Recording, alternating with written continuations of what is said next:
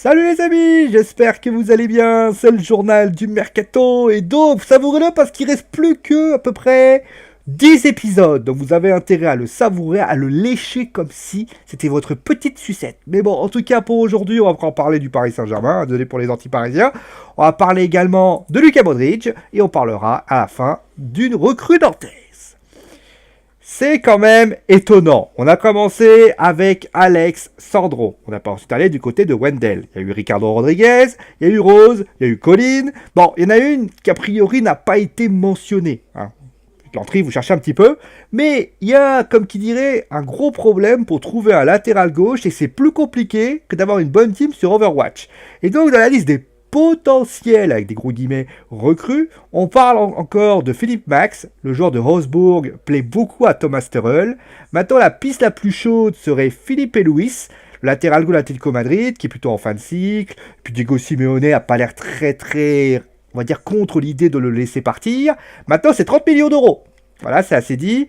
Bon, après, on va voir si le PSG est capable de vouloir dépenser un joueur qui a quand même 34 ans, ce qui est quand même, et qui est plutôt en fin de cycle, clairement. Après, si ça venait à changer, ils ont quand même une troisième piste, ce Juan Bernat, mais a priori, les discussions sont compliquées. A priori, d'ailleurs, on se demande bien pourquoi ils ont vendu Ribercic. Finalement, ça sera peut-être la solution la moins complexe.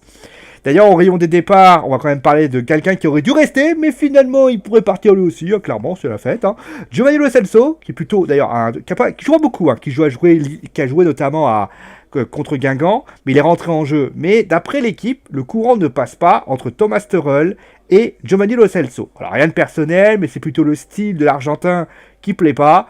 Il se murmure d'ailleurs que si un club venait arriver avec 40 millions d'euros, le club de la capitale pourrait décider d'accepter l'offre. Alors maintenant, rien n'est sûr, on sait que Rabiot ne veut pas prolonger, et Tuchel a fait une position assez claire, comme quoi s'il ne prolongeait pas, clairement il va y avoir un souci, et Lo Celso pourrait en profiter, d'autant plus qu'il a un meilleur état d'esprit que l'autre.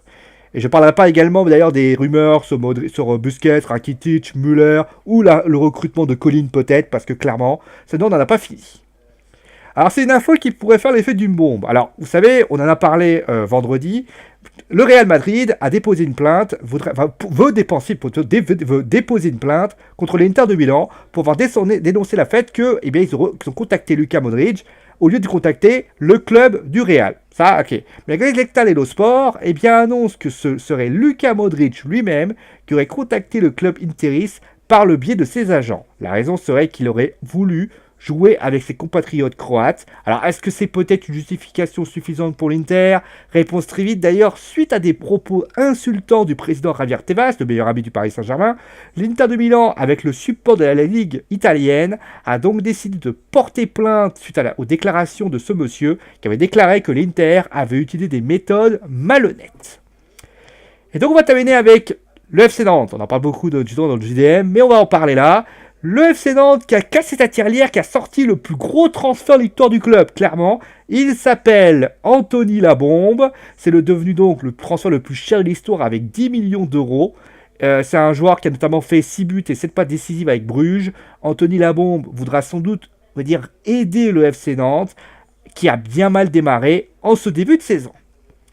C'est la fin, et oui, de ce journal du Mercato. J'espère que l'émission vous a plu. Bien sûr, on se retrouve demain encore pour le 9e dernier épisode de ce JDM. Après, il y aura peut-être des surprises, je vous en parlerai après. En tout cas, je vous fais des gros bisous, et je vous dis à très vite, bien sûr, pour un nouvel épisode. Allez, ciao tout le monde!